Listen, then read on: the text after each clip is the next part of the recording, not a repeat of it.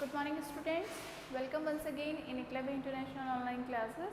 In the previous video lecture I have given you notes about the molecular masses, atomic masses and molecular masses both we have done. In this video we will do gram atomic mass, gram molecular mass and with the mole unit. तो सबसे पहले अपन शुरू करते हैं ग्राम atomic मास. Atomic mass अपन पहले कर चुके हैं. एटॉमिक मास होता क्या है, एक एटम के मास को अपन किस में कंसीडर करते हैं, उसके एटॉमिक मास में कंसीडर करते हैं. अब ग्राम एटॉमिक मास क्या होता है, देखिए अपन ने एटॉमिक मास को, क्योंकि बहुत छोटी टर्म होती है atomic mass, because we are considering atom as a smallest particle and we can't see it by the help of our naked eyes. तो अपन मानते हैं बहुत छोटा होता है एटम और इसलिए उसको वे करना बहुत मुश्किल होता है और उसको उसके मास को निकालना बहुत मुश्किल होता है. इसलिए हम उसके लिए एक पर्टिकुलर स्मॉल यूनिट यूज़ करते हैं जिसको AMU भी कहा जाता है, एटॉमिक मास यूनिट, या फिर उसको एज अ एब्रीवेशन अपन म्यू भी कंसिडर करते हैं या यू से उसको लिख दिया जाता है. अब बात जब अपन करते हैं ग्राम एटॉमिक मास की, तो ग्राम एटॉमिक मास होता क्या है. ग्राम एटॉमिक मास वो अमाउंट होता है किसी भी एलिमेंट का जो कि न्यूमेरिकल वैल्यू में तो इक्वल होता है एटॉमिक मास के, ठीक है, लेकिन वो होता किस यूनिट में है, ग्राम यूनिट में. तो उसे क्या कह दिया जाता है, ग्राम एटॉमिक मास. तो डेफिनेशन क्या होगी, ग्राम atomic mass is amount of an element in the gram which have the same numerical value with the atomic mass. यानी अगर आप एटॉमिक मास को सिंपल, अगर आप इसको डिफाइन करें सिंपली, तो अगर आप ग्राम एटॉमिक मास को रिप्रेजेंट कर रहे हैं, तो अगर किसी एलिमेंट के एटॉमिक मास को ग्राम में कन्वर्ट कर दिया जाए, यानी म्यू को अगर आप रिप्लेस कर दें विद द जी, तो वो उसका क्या हो जाएगा, ग्राम एटॉमिक मास, क्योंकि न्यूमेरिकल वैल्यू तो दोनों में सेम रहने वाली है. एटॉमिक मास जितना है उतना ही ग्राम मास आने वाला है, बट वैल्यू जो होगी वो म्यू में ना होकर किस में होगी, ग्राम में होगी. इसलिए उसे क्या कहा जाएगा, ग्राम एटॉमिक मास. यानी एटॉमिक मास जो होगा उसकी वैल्यू जो होगी उसमें यूनिट चेंज कर दी जाए, अगर यू जो अपन म्यू यूज़ करते हैं just like the you symbol, अगर उसको जी में कन्वर्ट कर दिया जाए या यूनिट को जी लिख दिया जाए, तो वो एक्सप्रेशन जो आपने एक्सप्रेस किया है with the help of G, that will be known now as a gram atomic mass. कैसे, देखिए एग्जाम्पल देखते हैं. हाइड्रोजन की अगर बात करें, जो कि बहुत छोटा एलिमेंट है, सबसे छोटा एलिमेंट इसको अपन मानते हैं, तो हाइड्रोजन का जो एटॉमिक मास अपन मानते हैं वो कितना मानते हैं, 1 म्यू, ठीक है. 1 म्यू अपन इसका क्या मानते हैं, एटॉमिक मास मानते हैं, ठीक है. एटॉमिक मास अपन कितना मानते हैं इसका, 1 म्यू मानते हैं. अगर मान लीजिए इसी के ग्राम एटॉमिक मास की बात की जाए, तो न्यूमेरिकल वैल्यू तो यही रहने वाली है, लेकिन इसको एक्सप्रेस अब म्यू में ना करके किस में किया जाएगा, जी में किया जाएगा, ठीक है. तो अगर 1 जी की अगर बात करें तो इसे अब क्या कह दिया जाएगा, ग्राम एटॉमिक मास, ठीक है. तो बेसिकली आप अगर देखें तो इसमें कोई इतना कोई बड़ा वो नहीं है कंसेप्ट, इसमें सिर्फ म्यू को जी करना है और आपका जो एटॉमिक मास है वो किस में कन्वर्ट हो जाएगा, आपका ग्राम एटॉमिक मास में कन्वर्ट हो जाएगा. और एग्जांपल अगर देखें अपन, ऑक्सीजन,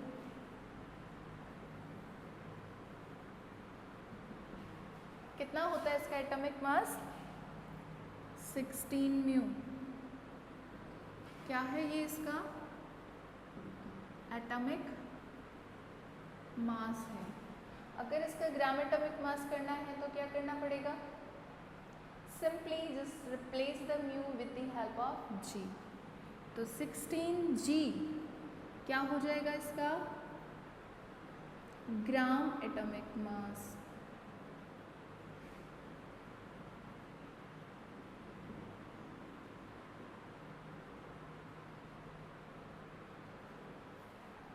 बिग क्वेश्चन ये अराइज होता है कि जब एटॉमिक मास से ही काम चल रहा था, क्योंकि न्यूमेरिकल वैल्यू तो सेम ही है, तो जब एटॉमिक मास से ही काम चल रहा था तो ये ग्राम एटॉमिक मास लाने की क्या ज़रूरत पड़ गई? क्यों अपन फिर से उसको लिख रहे हैं, म्यू को फिर से जी लिख रहे हैं? न्यूमेरिकल वैल्यू तो सेम ही है ना।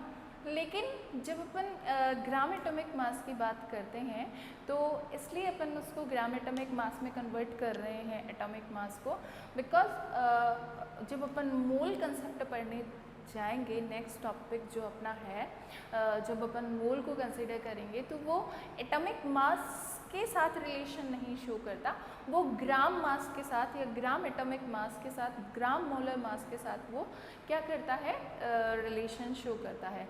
तो basically we are converting the unit to correlate with the mole concept, यानी एटॉमिक मास को ग्राम एटॉमिक मास में या मॉलिक्यूलर मास को ग्राम मॉलिक्यूलर मास में कन्वर्ट करने का मेन रीज़न अपना क्या है? Because we want to correlate it with the Avogadro number, with the mole number, with the mole concept, उसके साथ अपने को कोरिलेट करने के लिए इसकी ज़रूरत पड़ रही है। ठीक है, तो बात अगर करें एटॉमिक मासेस की, तो एटॉमिक मासेस आपको टेबल के अंदर गिवन है, आपकी बुक के अंदर भी। अगर नहीं मिले हैं तो मुझे भेज दीजिएगा कि हमारे पास एटॉमिक नंबर्स नहीं है, तो मैं आपको सेंड कर दूंगी। एटॉमिक मासेस नहीं है तो भी सेंड कर दूंगी। जैसे एक बच्चे का आया था मेरे पास मैसेज कि we are not getting the valencies of the elements, molecular formulas किस तरीके से बनाए, वैलेंसीज ही नहीं मिल रही है। तो मैंने आपको टेबल्स भेजी हैं, उन टेबल्स के अंदर जो उनके ऊपर चार्जेस लिखे हुए हैं एलिमेंट्स के ऊपर, वही उनकी वैलेंसीज हैं। ठीक है, अगर फिर भी प्रॉब्लम हो रही है तो एक और टेबल है जिसमें पर्टिकुलर सिर्फ वैलेंसीज ही दे रखी है, तो मैं वो भी सेंड कर दूँगी, उसमें कोई प्रॉब्लम नहीं है। लेकिन अच्छी बात है कि मतलब आप कंसीडर कर रहे हैं कि फॉर्मूला अगर हमें बनाना है तो बैलेंसेस हमें लर्न होनी चाहिए। It is a good thing. और मतलब उस मैसेज को देखकर अच्छा लगा कि हाँ ठीक है, आप नोट्स को कवर करते जा रहे हैं, ये अच्छी बात है। अगर इनकी बात करें कि एटॉमिक मासेस की अगर अपन बात करें तो बेसिकली हम देखते हैं कि प्रोटॉन और जो न्यूट्रॉन होता है वो दोनों एडिशन के थ्रू हम क्या निकालते हैं, एटॉमिक मास निकालते हैं। ठीक है, लेकिन कुछ में वेरिएशंस भी हैं।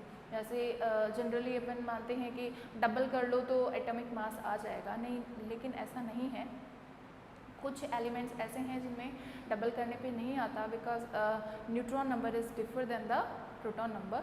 तो अगर न्यूट्रॉन नंबर डिफर है तो फिर आप डबल नहीं कर सकते, क्योंकि प्रोटॉन और न्यूट्रॉन को एडिशन के थ्रू ही आपको एटॉमिक मास मिलेगा। तो एटॉमिक मास की भी मैं आपको एक टेबल सेंड कर दूंगी, तो उसको धीरे धीरे आप लर्न कर लीजिएगा या उसको मेमोराइज करते जाइएगा।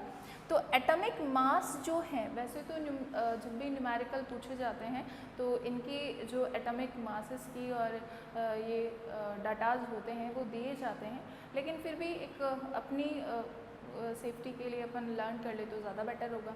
और छोटे छोटे के तो अपन लर्न कर ही सकते हैं, जैसे ऑक्सीजन है उसका 16 होता है, अब मॉलिक्यूल की फॉर्म में दे दिया O2, तो उसमें कोई प्रॉब्लम ही नहीं होगी, क्योंकि पहले अपन मॉलिक्यूलर मास कर चुके हैं कि कैसे डिटेक्ट किया जाएगा O2 का, तो 32 हो जाएगा। ठीक है, तो कोई प्रॉब्लम ही नहीं है उसके अंदर। तो जो नॉर्मल छोटे एलिमेंट्स हैं उनके मास आप याद रखिएगा, ताकि आपको एटॉमिक मास और मॉलिक्यूलर मास निकालने में प्रॉब्लम नहीं आएगी। ठीक है, नेक्स्ट अगर अपन बात करें इसके ग्राम एटॉमिक मास के बाद, नेक्स्ट है ग्राम मॉलिक्यूलर मास। तो ज़्यादा कुछ डिफरेंस है नहीं वैसे इसके अंदर। ग्राम एटॉमिक मास को जिस तरह से अपन ने कंसीडर किया था वैसे ही ग्राम मॉलिक्यूलर मास को भी अपन कंसीडर करेंगे। तो ग्राम मॉलिक्यूलर मास की अगर अपन बात करें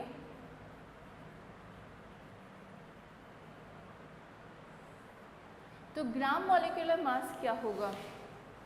किसी भी मॉलिक्यूल का मास, वो मास या अमाउंट उतना जो कि उसके मॉलिक्यूलर मास के इक्वल हो, लेकिन किस में हो, वही ग्राम यूनिट में हो। Means amount of any molecule, mass amount of any molecule which is taken as a gram, but it will be equal to the molecular mass. Numerical value will be equal to the molecular mass. It will be considered as gram molecular mass. यानी आपको वैसे ही जैसे आपने atomic mass में mu को किस में convert किया था, जी में कन्वर्ट किया था, वैसे ही मॉलिक्यूलर मास को भी आपको ग्राम में कन्वर्ट करना होगा, यानी म्यू की यूनिट को जी में कन्वर्ट करना होगा और आपके पास क्या आ जाएगा, ग्राम मॉलिक्यूलर मास आ जाएगा। कैसे, देखिए एग्जाम्पल अभी अपन लेते हैं, ऑक्सीजन का ही ले लीजिए। ऑक्सीजन का O2 गैस की बात कर रहे हैं अपन, ऑक्सीजन गैस की, ऑक्सीजन एटम की बात नहीं कर रहे हैं। तो ऑक्सीजन गैस जो होती है वो O2 होती है, तो इसका जो मॉलिक्यूलर मास होता है, जिसको मोलर मास भी बोल सकते हैं अपन,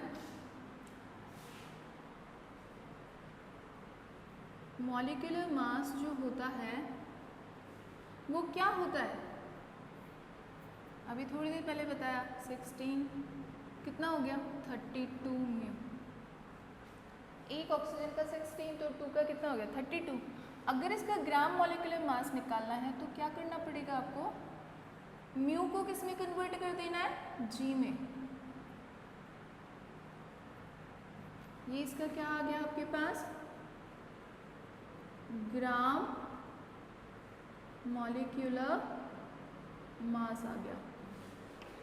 ठीक है, क्या निकल गया ये इसका ग्राम मॉलिक्यूलर मास। जैसे कि कार्बन डाइऑक्साइड की अगर बात करें अपन, कितना निकाला था इसका अपन ने, 44 म्यू निकाला था। किस तरह से निकाला था आपको पता होना चाहिए। कार्बन का कितना होता है 12, क्योंकि अपन कौन सा वाला लेते हैं, जो स्टेबल होता है, और स्टैंडर्ड स्टेबल आइसोटॉप जो कार्बन का लिया गया है वो कौन सा है, 12 लिया गया है। तो यहाँ पर अपन 12 कंसीडर करते हैं इसको, और ये कितना है 32, अभी थोड़ी देर पहले देखा 32 होता है, तो 12 + 32 कितना लिया था 44 म्यू। तो इसका मॉलिक्यूलर मास जो था वो क्या था 44 म्यू, इसका मॉलिक्यूलर मास था। लेकिन अगर ग्राम मॉलिक्यूलर मास निकालना है तो just change the unit mu with the help of G and you will get the gram molecular mass.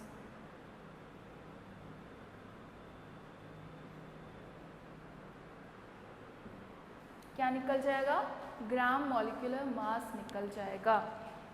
किसी का भी निकाल सकते हैं, वाटर का निकाल लीजिए, H2O कितना होगा, 2 हाइड्रोजन्स हो गए, 16 ऑक्सीजन का हो गया, कितना निकलता है 18 म्यू निकलता है। 18 म्यू को अगर आप किस में लिख देंगे, म्यू को हटाइए और किस में ले लीजिए, जी में ले आइए उसको। तो म्यू अगर जी में कन्वर्ट हो गया तो अब उसको क्या कहा जाएगा, मॉलिक्यूलर मास नहीं कहा जाएगा, because we are representing it by the unit of G. Now it will be gram molecular mass, अब वो ग्राम मॉलिक्यूलर मास हो जाएगा। ठीक है, तो ये है आपके कॉन्सेप्ट किसके लिए, एटॉमिक जो ग्राम एटॉमिक मास में कन्वर्ट हो गया उसके लिए, और मॉलिक्यूलर मास जो कि ग्राम मॉलिक्यूलर मास में कन्वर्ट हो गया उसके लिए। नेक्स्ट अगर अपन चलें तो एक टर्म आती है मोल। व्हाट इज़ मोल, देखिए जब अपन केमिकल कॉम्बिनेशंस की बात करते हैं तो केमिकल कॉम्बिनेशन जो कि अपना क्या था, लॉ था केमिकल कॉम्बिनेशन वाला, तो उसमें अपन क्या करते हैं कि 2 एलिमेंट्स को एक डेफिनेट प्रोपोर्शन में कंबाइन करवाया जाता है और वो एक कंपाउंड का फॉर्मेशन कर देता है नेक्स्ट कंपाउंड का, जो कि उसका प्रोडक्ट भी कहलाता है। ठीक है, तो उसमें अपन क्या करते हैं कि डेफिनेट प्रोपोर्शन लेते हैं, मास का लेते हैं इस तरीके से। तो जब अपन जैसे वाटर के फॉर्मेशन की ही अगर अपन बात करें तो वाटर के फॉर्मेशन के लिए अपने को क्या करना पड़ता है कि हाइड्रोजन और ऑक्सीजन को कंबाइन करवाना पड़ता है। हाइड्रोजन गैस और ऑक्सीजन गैस जब कंबाइन होती है तो वाटर का फॉर्मेशन होता है। जब अपन वाटर के फॉर्मेशन की इक्वेशन लिखते हैं, मोल की बात कर रहे हैं, mole is the unit, small unit है ना, किसके लिए स्मॉल यूनिट है वो फर्दर अपन देखेंगे। जैसे कि अपने को वाटर फॉर्मेशन की बात अगर अपन करें तो इसमें हाइड्रोजन गैस कंबाइन होगी ऑक्सीजन गैस से और किसका फॉर्मेशन कर देगी, वाटर का फॉर्मेशन कर देगी।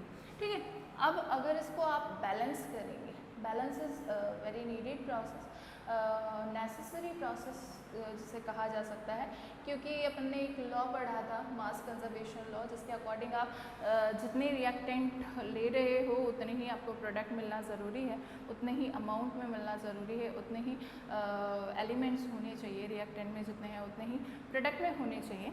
तो बैलेंसिंग ज़रूरी है।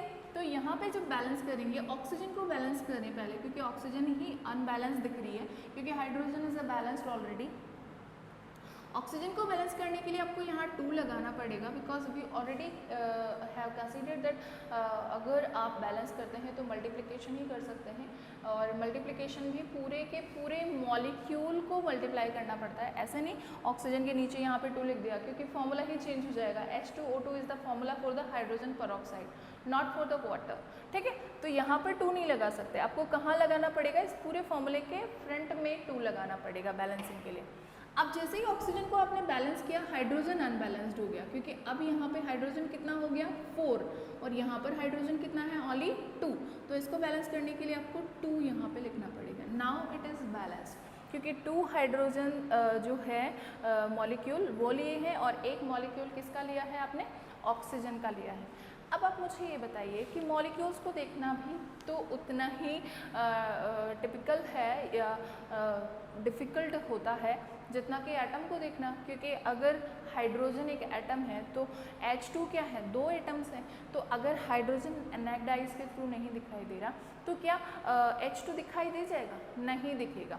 तो आप मुझे ये बताइए कि वाटर मॉलिक्यूल का फॉर्मेशन जब आपको करना है तो 2 हाइड्रोजन को पिक करना है, तो आप क्या कर पाएंगे, नहीं कर पाएंगे।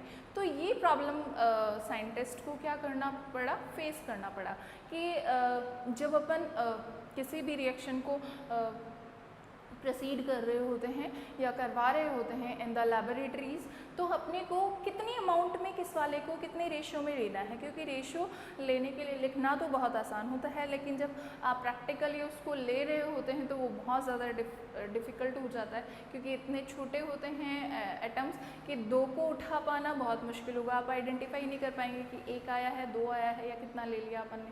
तो उसके लिए जो यूनिट्स यूज़ की गई दैट वॉज मोल। सबसे पहले साइंटिस्ट ने कौन सी वाली यूनिट यूज़ करी, मोल, जो कि किसी भी मॉलिक्यूल के लिए, किसी भी एटम के लिए क्या था, एक फिक्स्ड या एक कांस्टेंट पार्टिकल नंबर था, एक कांस्टेंट मॉलिक्यूल नंबर था, एक कांस्टेंट एटम नंबर था।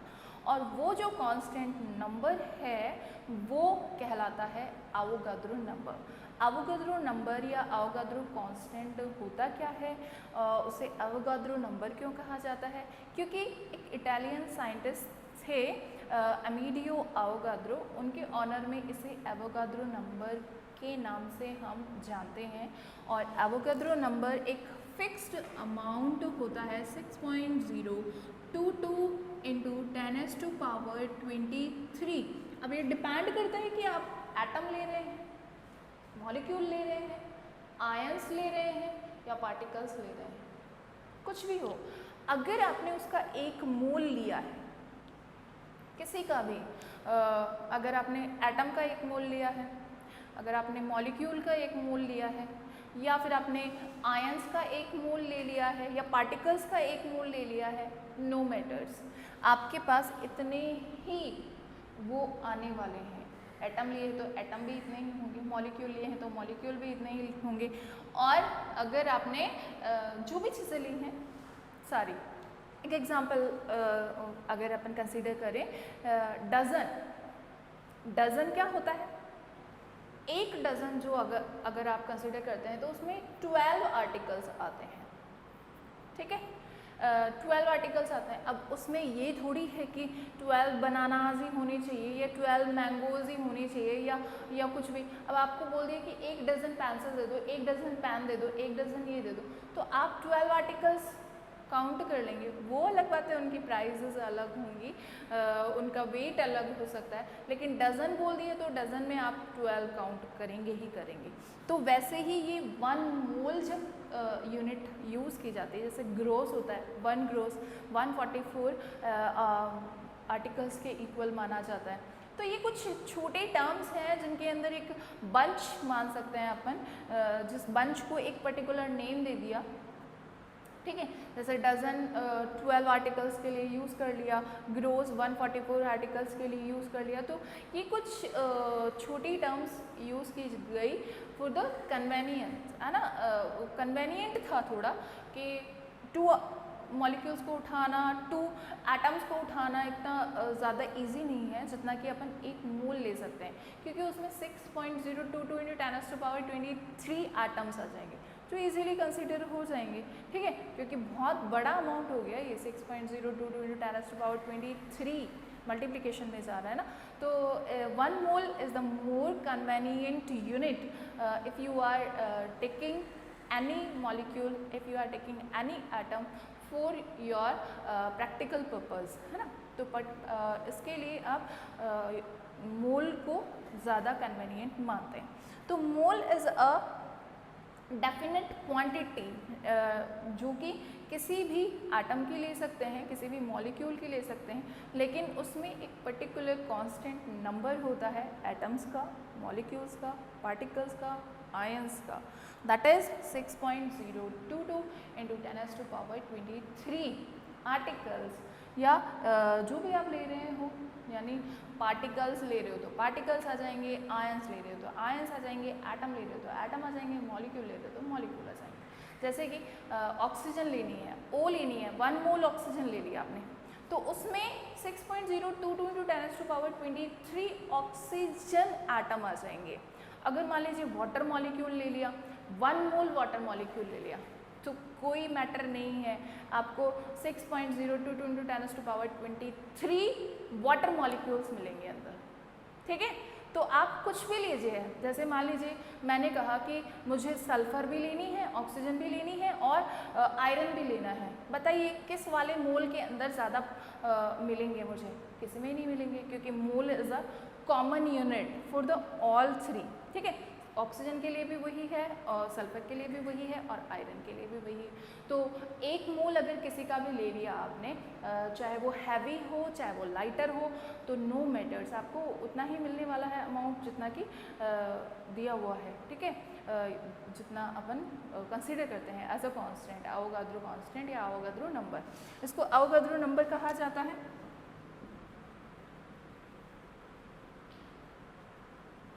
और अवोगाद्रो कांस्टेंट भी इसी को कहा जाता है in the honour of Italian scientist Amedeo Avogadro. और इसको रिप्रेजेंट करते हैं अपन किससे? n0 से। न्यूमेरिकल्स में अपन इसको n0 से रिप्रेजेंट करेंगे, यानी जब भी अपने को न्यूमेरिकल वैल्यूज़ लेनी पड़ेगी तो अपन इसको n0 से ही रिप्रेजेंट करेंगे, ठीक है। तो यहाँ पर ये आपका एक कांस्टेंट नंबर है जो कि पार्टिकल्स के लिए, एटम्स के लिए या फिर मॉलिक्यूल्स के लिए, किसी के लिए भी यूज़ कर लीजिए। Mole is a basic and constant unit for the all purpose for the practical methods, ठीक है। तो आज अपन ने जो करा वो है ग्राम एटॉमिक मास, ग्राम मॉलिक्यूलर मास और मोल, ठीक है। नेक्स्ट वीडियो जो कि आई थिंक इस चैप्टर का लास्ट वीडियो रहेगा, मोल कंसेप्ट अपन करेंगे। और मोल कंसेप्ट में अपन देखेंगे कि मोल को ग्राम में कैसे रिप्रेजेंट करते हैं, ग्राम एटॉमिक मास के साथ किस तरह से कोरिलेट करेंगे और मॉलिक्यूलर मास के साथ कैसे कोरिलेट करेंगे, प्लस कुछ न्यूमेरिकल्स इसके बेस पे देखेंगे, मोल कंसेप्ट के बेस पे, कि अगर आप मान लीजिए कि आपको मोलर मास गिवन है तो किस तरह से मोल निकालें किसी के, अगर किसी का आपको पार्टिकल नंबर गिवन है तो उसमें कैसे मोल आप निकालेंगे, किसी के मोल आपको दे रखे हैं तो उसको किस तरह से आप पार्टिकल में चेंज कर सकते हैं, किस तरह से आप एटॉमिक नंबर उसके निकाल सकते हैं। तो ये कुछ न्यूमेरिकल्स हैं जो अपन नेक्स्ट वीडियो में देखेंगे।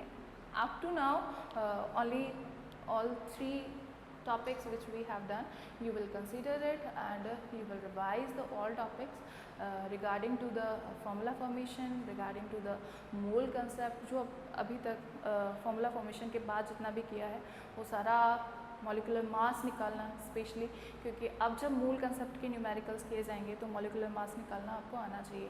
और इस वीडियो से पहले आई थिंक मैंने आपको भेज दिए हैं वर्कशीट के अंदर मॉलिकुलर मास निकालने के लिए बहुत सारे एग्जांपल्स भेज दिए होंगे आई थिंक, और अगर नहीं भेजे हैं तो मैं भेज दूँगी, तो आप उनको निकालिएगा, क्योंकि प्रैक्टिस जो आप करेंगे वो आपके नेक्स्ट वीडियो के बाद जो न्यूमेरिकल्स आने वाले हैं आपके पास उनमें आपको हेल्प करेगी। ठीक है, तो आज के लिए इतना ही।